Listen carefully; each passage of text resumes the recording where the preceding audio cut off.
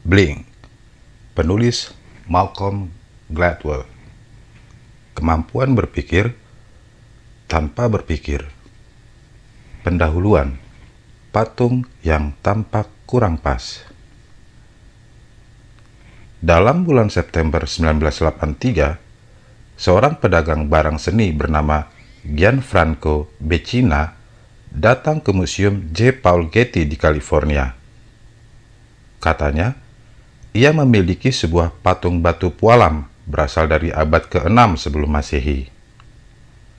Patung itu dikenal dengan sebutan Kouros, sebuah pahatan berbentuk sesosok pemuda telanjang sedang berdiri dengan kaki kiri ke depan dan kedua lengan merapat di samping.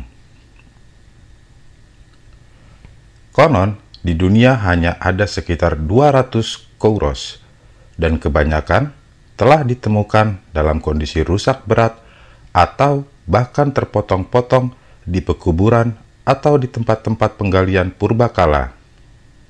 Akan tetapi, yang satu ini hampir terpelihara dengan sempurna. Tingginya sekitar 2 meter.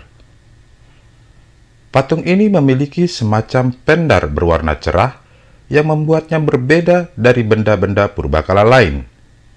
Sungguh sebuah temuan yang luar biasa. Harga yang diminta oleh Becina hanya kurang sedikit dari $10 juta. Museum Getty tertarik, namun tetap waspada. Mereka meminjam dahulu Kouros itu dan langsung memulai penyelidikan. Apakah patung itu konsisten dengan Kouros yang lain yang telah dikenal? Jawabnya sepintas adalah ya. Gaya pahatannya cenderung mengingatkan orang pada Kouros Anafisos di Museum Arkeologi Nasional Athena. Berarti patung itu tidak mustahil berasal dari tempat dan waktu yang kurang lebih sama. Di mana dan kapan patung itu ditemukan? Tak seorang pun tahu dengan pasti. Namun, kepada tim penasihat hukum Museum Getty, Becina memperlihatkan seberkas dokumen yang terkait dengan riwayat terakhir patung itu. Menurut catatan tersebut, Kouros itu pernah menjadi koleksi pribadi seorang dokter Swiss bernama Laufenberger sejak 1930-an, dan dokter itu mendapatkannya dari seorang penjual barang seni terkenal Yunani bernama Roussos. Seorang geolog dari University of California bernama Stanley Margolis datang ke museum dan meluangkan waktu 2 hari untuk memeriksa permukaan patung dengan sebuah mikroskop stereo resolusi tinggi. Selanjutnya, ia mengambil sebuah sampel berdiameter 1 cm dan panjang 2 cm dari bagian tepat di bawah lutut kanan, lalu menganalisisnya menggunakan mikroskop elektron, elektron microscope, mass spectrometry, X-ray diffraction, dan X-ray fluorescence. Patung itu terbuat dari batu pualam dolomit dari tempat penggalian di kawasan yang dahulu disebut Tanjung Fati di Pulau Tassos, kata Margolis.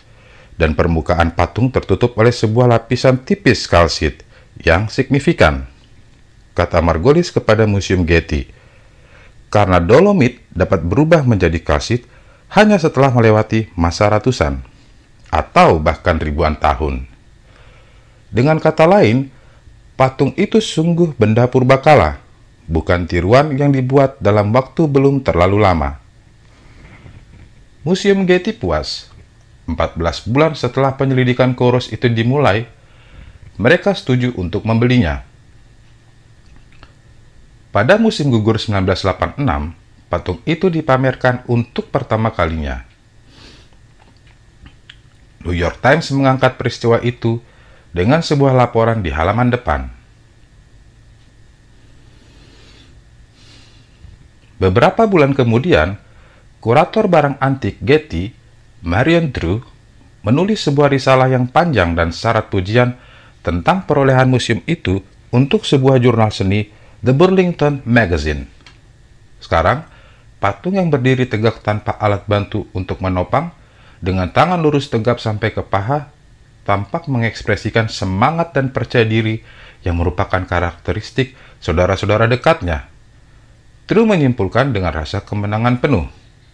Entah menggambarkan seorang dewa atau manusia, ia mengemas seluruh energi yang terpancar dari dunia seni barat pada awal perkembangannya. Kendati pun demikian, Kouros itu menyimpan sebuah masalah. Ia tampak kurang pas. Yang pertama kali mengungkapkan keraguan ini adalah seorang pakar sejarah seni Italia bernama Federico Zeri, yang juga anggota badan pengurus Museum Getty. Ketika Zeri dibawa ke studio restorasi museum guna mengamati sang Kouros dalam bulan Desember 1983, ia secara tak sengaja memerhatikan pahatan di bagian kuku. Meskipun belum bisa menjelaskan secara langsung, ia merasa bahwa di situ ada yang salah. Orang berikutnya adalah Evelyn Harrison. Ia salah seorang pakar terkemuka di dunia dalam seni pahat Yunani, dan ia berada di Los Angeles mengunjungi Museum Getty tepat sebelum museum menuntaskan urusan jual beli dengan Becina. Arthur Houghton, yang ketika itu menjabat kurator, mengantar kami melihatnya, kenang Harrison. Ia menyingkap kain penutupnya kemudian berkata, sekarang sih belum, tapi beberapa pekan lagi ia akan menjadi milik kami. Maka saya berkata, wah, sayang sekali. Apa yang dilihat oleh Evelyn Harrison? Ia tidak tahu. Tepat ketika Houghton menyingkap kain penutup patung, yang dirasakan oleh Harrison hanya sebuah dorongan, sebuah petunjuk naluriah bahwa ada sesuatu yang tidak pada tempatnya. Beberapa bulan setelah itu, Houghton mengundang Thomas Hoffing, mantan direktur Metropolitan Museum of Art di New York, ke studio konservasi Getty, juga untuk memeriksa patung yang sama. Hoffing mempunyai kebiasaan mencatat kata pertama yang muncul dalam benaknya ketika melihat sesuatu yang baru, dan ia tidak akan pernah melupakan komentarnya ketika pertama kali melihat Kouros itu.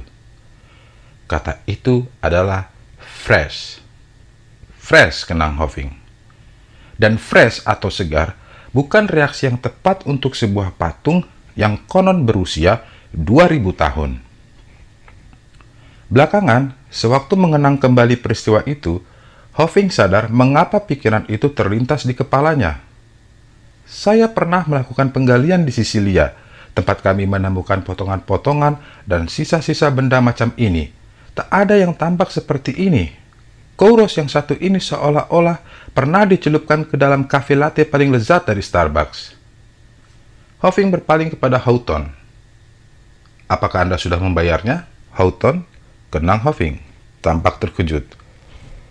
Kalau sudah, cobalah mengambil uang Anda kembali, kata Hoffing. Kalau belum, jangan. Pengelola Getty menjadi cemas, maka mereka sengaja menyelenggarakan sebuah simposium khusus untuk Kouros ini di Yunani. Mereka mengemas patung itu, mengirimnya ke Athena, dan mengundang para ahli pahat paling senior di negeri itu. Kali ini, decak kaget lebih seru lagi. Evelyn Harrison kebetulan berdiri di sebelah seorang pria bernama George Despinis, kepala Museum Akropolis di Athena. Ia cukup melihat sekali ke patung itu dan wajahnya langsung berubah. Siapapun yang pernah melihat sebuah patung yang dikeluarkan dari dalam tanah, katanya kepada wanita itu, pasti bisa mengatakan bahwa benda ini belum pernah terkubur dalam tanah. Georgios Dontas, ketua Perhimpunan Arkeologi di Athena, melihat patung itu dan ia langsung merinding. Sewaktu pertama kali memperhatikan Kouros itu, katanya, saya merasa seolah-olah ada sehelai kaca di antara saya dan karya itu. Pendapat Dontas dalam simposium itu digenapi oleh Angelos Delivorias, direktur Museum Benaki di Athena. Ia bicara panjang lebar mengenai kontradiksi antara gaya pahatan di sini dengan kenyataan bahwa batu pualamnya memang berasal dari Tassos. Kemudian, ia mengungkapkan kesimpulannya. Mengapa ia berpendapat patung ini palsu? Sebab ketika pertama kali melihatnya, katanya, ia merasakan sebuah gelombang penolakan intuitif. Saat simposium berakhir, konsensus di antara sebagian besar yang hadir tampaknya adalah bahwa Kouros itu sama sekali bukan Kouros asli. Museum Getty dengan para pengacara dan ilmuwannya serta penyelidikan berbulan-bulan yang sungguh tidak mudah telah sampai ke satu kesimpulan, sedangkan beberapa pakar seni pahat Yunani terkemuka di dunia cukup dengan melihat patung itu dan merasakan penolakan intuitif mereka masing-masing sampai kepada satu kesimpulan lain. Siapa yang benar? Untuk beberapa waktu kasus ini tidak jelas. Kouros yang satu ini menjadi topik perdebatan di antara pakar seni dalam berbagai konferensi. Akan tetapi, belakangan, sedikit demi sedikit, kasus tersebut mulai tersingkap.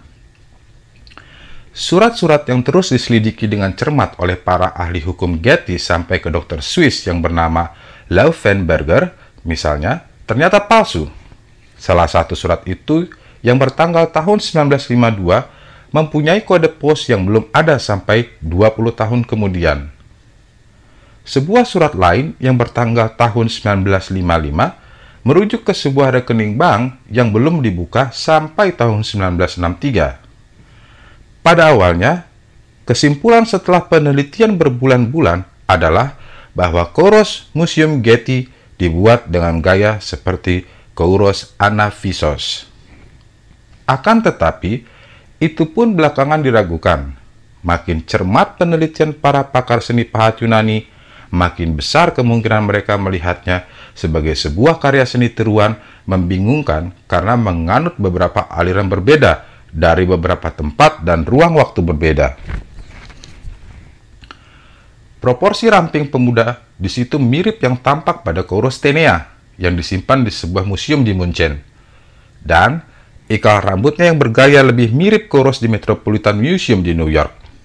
Sementara itu, kakinya tampak mengikuti aliran seni modern. Kouros yang paling mungkin ditiru oleh pemalsunya ternyata adalah sebuah patung tidak utuh, lebih kecil, yang ditemukan oleh seorang pakar sejarah seni Inggris di Swiss dalam tahun 1990. Kedua patung itu dipotong dari batu pualam serupa dan dipahat juga dengan gaya yang sangat mirip. Akan tetapi, Kouros Swiss bukan berasal dari Yunani kuno. Ia datang dari sebuah bengkel tempa di Roma sekitar awal 1980-an. Lalu, bagaimana dengan analisis ilmiah yang pernah mengatakan bahwa permukaan Kouros Getty hampir pasti berasal dari masa ratusan atau bahkan ribuan tahun silam? Ternyata, masalahnya tidak sesederhana itu.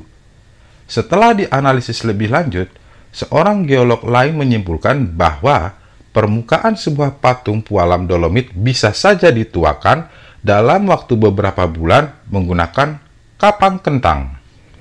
Kini, dalam katalog Museum Getty, ada sebuah gambar Kouros dengan catatan berbunyi dari masa sekitar 530 tahun sebelum Masehi atau dari sebuah bengkel patung modern. Ketika Federico Zeri, Evelyn Harrison, Thomas Hoffing, dan Georgios Dontas dan banyak orang lain di Athena melihat sang Kouros lalu merasakan sebuah penolakan intuitif, mereka sama sekali tidak salah. Dalam 2 detik pertama melihat, dalam satu layangan pandang, mereka mampu memahami lebih banyak tentang hakikat patung itu dibanding tim Museum Getty yang berusaha memahaminya sampai 14 bulan. Bling adalah sebuah buku tentang 2 detik pertama itu. 1. Cepat dan murah. Bayangkan saya meminta Anda memainkan sebuah permainan tebak-tebakan yang sangat sederhana. Di depan Anda ada 4 tumpuk kartu, 2 warna merah dan 2 lainnya warna biru. Tiap kartu di keempat tumpukan itu entah membuat Anda memenangkan sejumlah uang atau membuat Anda kehilangan uang. Dan tugas Anda adalah membalik kartu dari satu tumpukan, sebuah demi sebuah, sedemikian sehingga memaksimalkan kemenangan Anda. Namun, yang tidak Anda ketahui pada awalnya adalah bahwa tumpukan kartu berwarna merah adalah ladang ranjau. Hadiahnya besar, tapi ketika Anda memperoleh kartu merah, rugi Anda pun besar. Sesungguhnya, Anda bisa menang cukup dengan mengambil kartu dari tumpukan kartu biru yang menawarkan imbalan lumayan, sedangkan dendanya tidak menguras kantong. Masalahnya, berapa lama waktu yang Anda perlukan untuk sampai ke pemahaman ini? Sekelompok ilmuwan di University of Iowa pernah bereksperimen dengan permainan ini beberapa tahun silam. Dan yang mereka temukan adalah bahwa setelah mengambil sampai kira-kira 50 kartu, kebanyakan kita mulai memperoleh gambaran tentang yang sedang terjadi. Kita tidak tahu mengapa kita menyukai tumpukan kartu berwarna biru, namun kita yakin sekali bahwa itu tebakan yang lebih bagus. Sesudah membalik sekitar 80 buah kartu, kebanyakan kita telah menguasai permainan tersebut dan mampu menjelaskan dengan pasti mengapa dua tumpukan pertama bukan pilihan yang bijak. Itu sederhana sekali. Kita mendapatkan pengalaman, kita berpikir, kita mengembangkan sebuah teori, dan selanjutnya kita membuktikan kebenaran teori itu. Itu proses belajar yang biasa kita jalani. Akan tetapi, kelompok ilmuwan Iowa pun mengerjakan yang lain dari itu. Lalu disinilah awal bagian yang unik dari eksperimen mereka.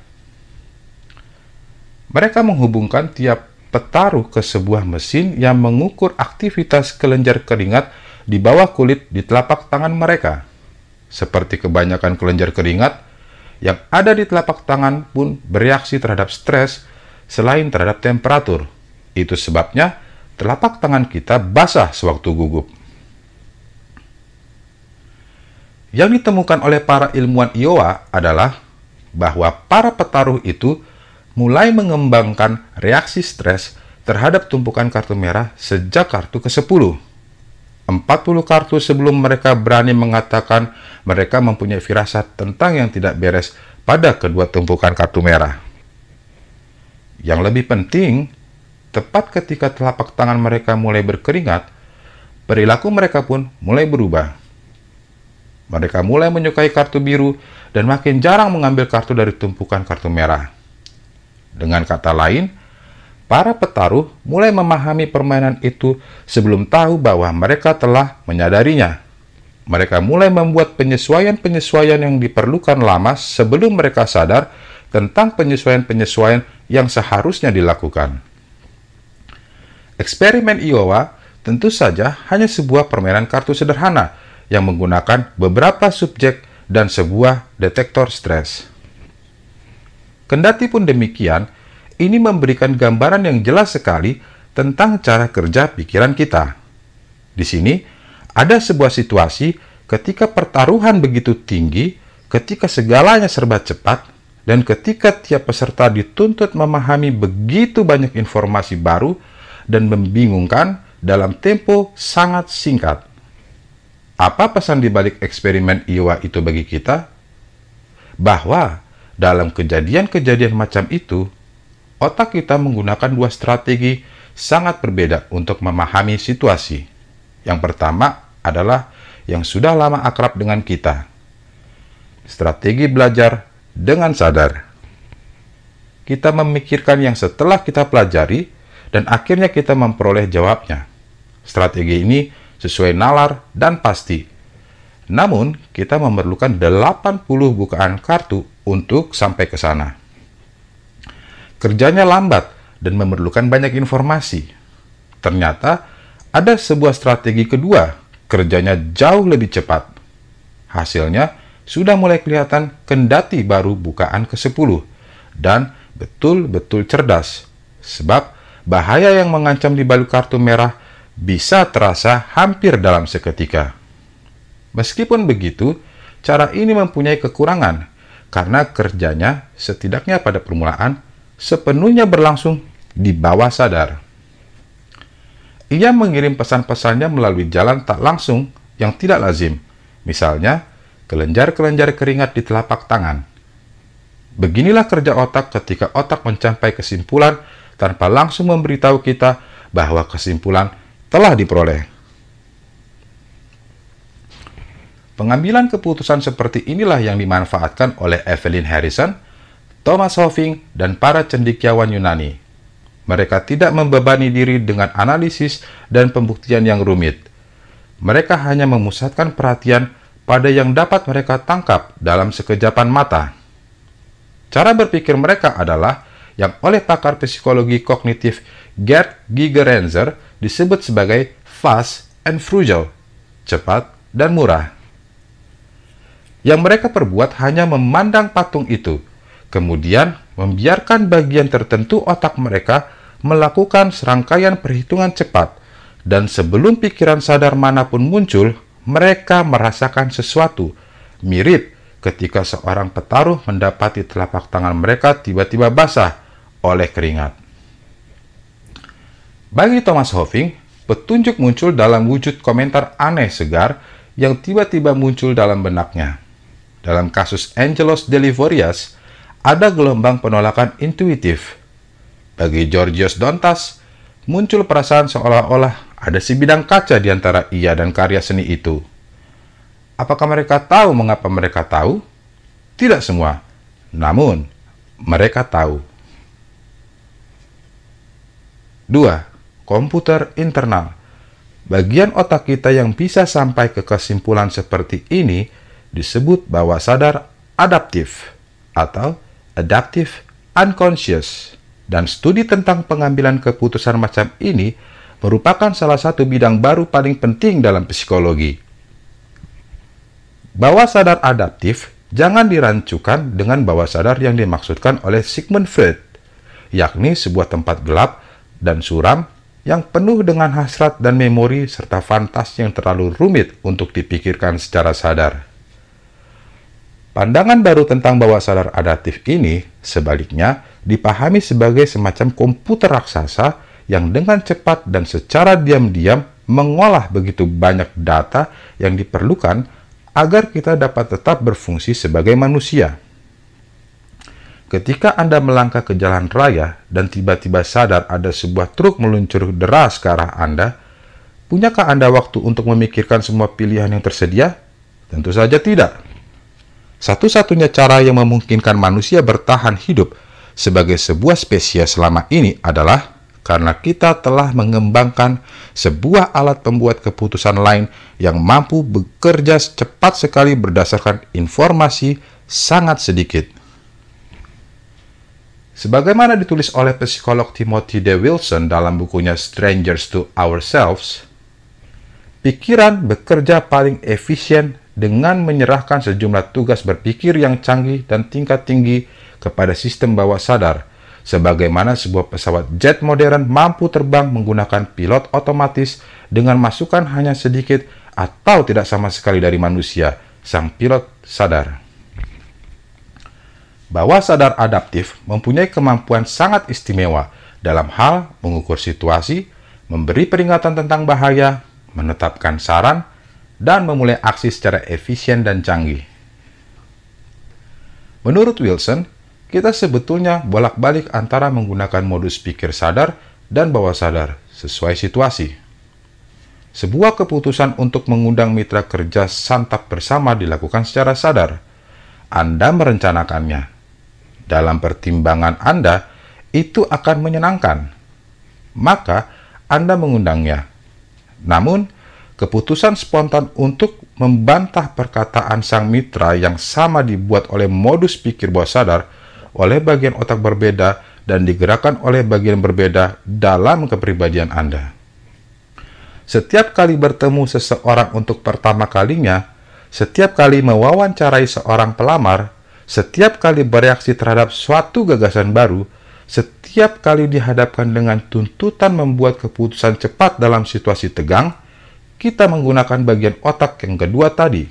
Sebagai contoh, waktu kuliah, berapa lama waktu yang Anda perlukan untuk bisa menilai kemampuan dosen Anda? 1 kali kuliah? 2 kali kuliah, 1 semester. Psikolog Nalini Ambady pernah memberi mahasiswanya 3 rekaman video kiprah seorang dosen berdurasi 10 detik dengan suara dimatikan, dan menemukan bahwa mereka tidak mengalami kesulitan dalam menilai efektivitas sang dosen. Kemudian, Ambady memotong video klip menjadi hanya 5 detik, dan penilaian yang diberikan tidak berubah. Yang luar biasa, penilaian masih konsisten, bahkan ketika rekaman video yang diperlihatkan hanya berdurasi 2 detik. Sesudah itu, Ambady membandingkan keputusan-keputusan sekilas tentang efektivitas dosen itu dengan evaluasi terhadap dosen yang sama oleh para mahasiswa seusai perkuliahan 1 semester penuh, dan ia menemukan bahwa penilaian tersebut pada dasarnya sama. Seseorang yang menonton video klip 2 detik berisi kiprah seorang dosen yang belum pernah dikenalnya akan mencapai kesimpulan yang sangat mirip dengan penilaiannya setelah ia duduk mendengarkan dosen itu selama 1 semester. Itulah kekuatan bawah sadar adaptif. Anda mungkin telah menerapkan yang sama, entah menyadarinya atau tidak, ketika Anda pertama kali mengambil buku ini. Berapa lama Anda pertama kali memegangnya? 2 detik. Dan dalam selang waktu sesingkat itu, desain sampul, pikiran apapun yang terbentik tentang nama saya, dan beberapa kalimat pertama tentang Kouros, semuanya membangkitkan sebuah kesan, sekumpulan kecil pikiran, citra, dan para konsepsi yang pada dasarnya telah membentuk cara Anda membaca pendahuluan ini. Tidakkah Anda penasaran dengan yang terjadi dalam 2 detik itu? Menurut saya, kita secara alami curiga terhadap pikiran yang hanya sekilas ini. Kita hidup dalam dunia yang mengandaikan bahwa mutu sebuah keputusan berbanding lurus dengan waktu dan usaha yang kita kerahkan untuk melahirkannya. Ketika seorang dokter menjumpai sebuah kasus sulit, ia merujuk kita ke pemeriksaan lebih lanjut, dan ketika kita tidak yakin dengan diagnosis yang dibuat, kita meminta second opinion. Lalu, apa yang biasa kita katakan kepada anak-anak? Sikap buru-buru bisa sia-sia. Periksa dulu sebelum melompat. Berhenti dan berpikir dulu. Jangan menilai buku berdasarkan sampulnya. Kita terbiasa diajari untuk percaya bahwa menghimpun informasi sebanyak-banyaknya, kemudian mengolah semuanya dengan penuh kesabaran selalu lebih baik. Kita sesungguhnya hanya percaya kepada pengambilan keputusan secara sadar. Akan tetapi, ada saat-saat, khususnya dalam situasi stres, ketika sikap buru-buru tidak sia-sia, ketika keputusan spontan dan kesan pertama bisa menawarkan cara jauh lebih baik dalam memahami situasi. Tugas pertama Blink adalah meyakinkan sebuah fakta sederhana. Keputusan yang dibuat dalam sekejap bisa sama baik dengan keputusan yang hati-hati dan direnungkan lama sekali. Bagaimanapun, Blink tidak hanya mengunggulkan kedahsyatan keputusan sekejap. Saya juga tertarik dengan saat-saat ketika naluri ternyata mengkhianati kita. Sebagai contoh, kalau Kouros yang ditawarkan kepada Museum Getty begitu jelas palsu, atau setidaknya akan bermasalah, mengapa mereka membelinya? Mengapa para pakar di Getty tidak merasakan penolakan intuitif selama 14 bulan penelitian mereka? Itu teka-teki besar yang terjadi di Getty, dan jawabnya adalah bahwa perasaan-perasaan semacam itu karena bermacam-macam alasan telah ditindas. Itu antara lain karena data ilmiah tampak begitu memikat. Geolog Stanley Margolis begitu yakin dengan analisisnya sendiri yang diterbitkannya sebagai sebuah risalah panjang mengenai metodenya dalam Scientific American. Akan tetapi, itu terutama karena pihak Getty sudah terlanjur ingin sekali memiliki patung itu. Ketika itu, Museum Getty masih muda, hasratnya meluap-luap untuk membangun sebuah koleksi kelas dunia, dan Kouros adalah temuan yang begitu luar biasa sehingga naluri para pakarnya menjadi tak berfungsi. Ahli sejarah seni George Ortiz dahulu pernah ditawari oleh Ernst Langlotz, salah seorang pakar dunia terkemuka soal seni pahat kuno, Apakah ia ingin membeli sebuah patung kecil yang miliknya terbuat dari perunggu? Ortiz pergi untuk melihat benda seni itu. Namun, untuk membelinya, menurutnya barang itu jelas sebuah tiruan, penuh dengan fakta yang saling bertentangan dan beberapa ketidakserasian. Lalu, mengapa Langlois yang seperti pakar dunia lain tahu betul soal patung Yunani masih bisa terperdaya? Penjelasan Ortiz adalah bahwa Langlois telah membeli patung itu sewaktu ia masih muda sekali, sebelum memperoleh keahliannya yang sehebat sekarang. Menurut dugaan saya, cerita Ortiz, Langlois jatuh cinta kepada benda seni itu ketika Anda masih muda. Anda bisa jatuh hati kepada benda pertama yang dibelinya, dan tidak mustahil patung ini merupakan cinta pertamanya. Kendati kini telah memiliki keahlian yang sulit diukur, kelihatannya ia tidak mampu menjelaskan penilaiannya yang pertama. Itu bukan penjelasan yang mengada-ada. Itu terkait dengan sesuatu yang mendasar dalam cara berpikir kita. Bawah sadar kita memiliki kekuatan yang dahsyat, akan tetapi ia bisa keliru. Sudah barang tentu komputer internal kita tidak selalu cemerlang, tidak selalu menyiarkan kebenaran tentang suatu situasi. Ia bisa ngawur, menyesatkan, dan lumpuh. Reaksi-reaksi naluriah kita sering harus bersaing dengan segala macam hasrat, emosi, dan sentimen lain. Jadi, kapan kita harus mempercayai naluri kita, dan kapan kita harus waspada karenanya? Menjawab pertanyaan itu merupakan tugas kedua yang diemban oleh Bling. Ketika kemampuan pemahaman cepat kita menyimpang, penyimpangan itu terjadi karena seperangkat alasan yang sangat tertentu dan konsisten, dan alasan-alasan itu dapat dicari serta dipahami. Oleh sebab itu, kita bisa belajar tentang kapan kita harus mendengarkan komputer bawaan yang dahsyat ini, juga kapan kita harus mewaspadai hasil pengolahannya. Tugas ketiga dan paling penting buku ini adalah meyakinkan Anda bahwa kesimpulan sekejap atau snap judgment dan penangkapan kesan pertama dapat dilatih serta dikendalikan. Saya tahu itu sulit dipercaya. Harrison dan Hoffing serta pakar-pakar seni lain yang telah melihat Chorus Getty merasakan reaksi-reaksi yang kuat dan canggih seputar patung itu. Tetapi bukankah semua itu muncul tanpa diundang dari bawah sadar mereka? Dapatkah reaksi misterius macam itu dikendalikan? Sesungguhnya lah, itu bisa. Sebagaimana kita bisa mengajar diri sendiri cara berpikir secara nalar dan sengaja, kita juga dapat mengajari diri sendiri cara membuat kesimpulan sekejap. Dalam Bling, Anda akan berjumpa dengan beberapa tokoh, dokter, jenderal, pelatih, perancang produk, pemusik, aktor, penjual mobil, dan banyak lagi yang semuanya ahli sekali dalam bidang masing-masing dan merasa bahwa keberhasilan mereka setidaknya sebagian terwujud berkat tahap-tahap yang telah mereka jalani untuk membentuk, mengelola, dan melatih reaksi-reaksi bawah sadar mereka. Kemampuan mengetahui dalam 2 detik pertama itu bukan bakat yang secara ajaib hanya diberikan kepada beberapa orang beruntung. Itu kemampuan yang dapat kita tumbuhkan melalui usaha kita sendiri. 3. Sebuah dunia yang berbeda dan lebih baik. Banyak buku telah membahas tema-tema umum yang menganalisis dunia berdasarkan hal-hal besar. Ini bukan salah satu buku itu. Bling berurusan dengan komponen-komponen sangat kecil dalam hidup sehari-hari kita.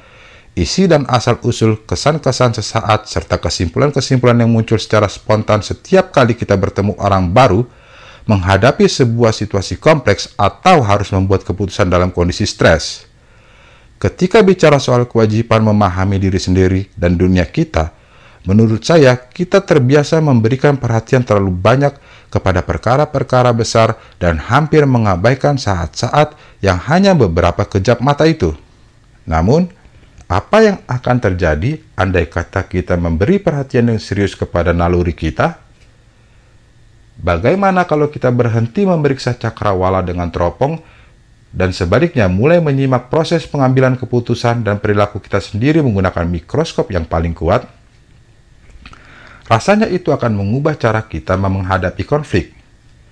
rasanya itu akan mengubah cara kita menghadapi konflik, mengubah jenis produk yang terpanjang di rak-rak, mengubah jenis film yang kita pertontonkan, mengubah cara kita melatih polisi, mengubah konseling yang diberikan kepada pasangan bermasalah, mengubah cara mewawancarai calon karyawan, dan sebagainya. Dan andai kata kita menggabungkan semua perubahan-perubahan kecil itu, kita akan mendapatkan sebuah dunia yang berbeda dan lebih baik. Saya percaya sekaligus berharap bahwa seusai membaca buku ini, Anda juga akan percaya bahwa tugas memahami diri dan perilaku sendiri mengharuskan kita mengakui betapa yang kita rasakan dalam sekejapan mata sama penting dengan analisis rasional selama berbulan-bulan. Saya dahulu selalu menganggap pandangan ilmiah lebih objektif dibandingkan penilaian estetik, kata kurator barang antik Museum Getty, Marion True, ketika kebenaran seputar Kouros itu akhirnya tersingkap. Kini saya sadar bahwa saya keliru.